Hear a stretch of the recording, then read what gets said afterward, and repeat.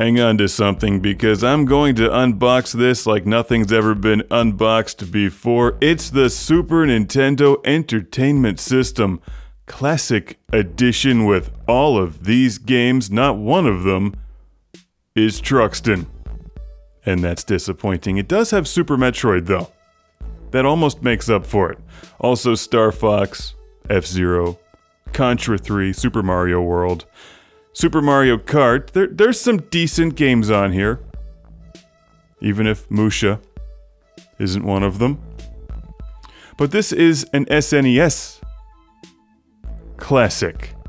Now, you're playing with superpower, proving once and for all that Sega does what Nintendo don't. Because Sega can't be miniaturized.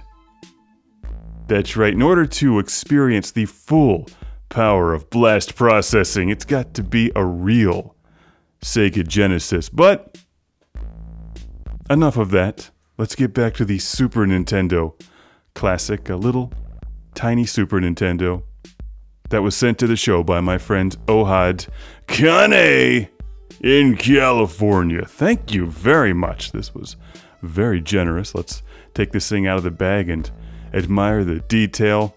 It looks just like the real thing. I mean, look at that. It even plays tiny little copies of Earth Defense Force. So you can shout EDF. Oh, wait, no. That is the real... Oh. I actually forget shooting that. Okay, never mind. Here's the real Super Nintendo next to the smaller, nearly identical little Super Nintendo. It's like they hit this thing with a shrink ray. Nintendo, good job. But you forgot to include a functioning eject button. How am I to eject the non-existent games that don't plug into the Super Nintendo Classic? How am I supposed to play Doom on this thing? Come on! Back to the drawing board. It looks great. Fit and finish, outstanding. Of course, the first thing I tried to do was play it in itself. I thought this would, like, send me into the R zone or something, but it doesn't actually plug into the full-size Super Nintendo, so that would be cool though, wouldn't it?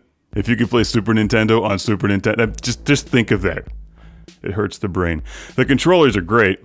Almost, well, they look exactly like the full-sized Super Nintendo controller. The one on the left is a real Super Nintendo controller. The one on the right is the mini one, which is actually not mini.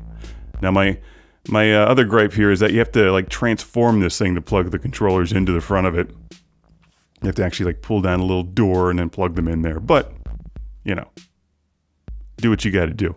HDMI on the back, but no phone number. Who do I call if I get stuck in the middle of Zelda or whatever? I think what Nintendo is saying is don't call them, they'll call you. Classic Game Room has been brought to you by the ultra-massive Video Game Console Guide. 230 pages of video games on Amazon.com, Retro Megatrex, and how to make a video game review show that doesn't suck. And Jesus number 2. Welcome to the Patreon Lord Carnage Club being shouted from a turbo volcano!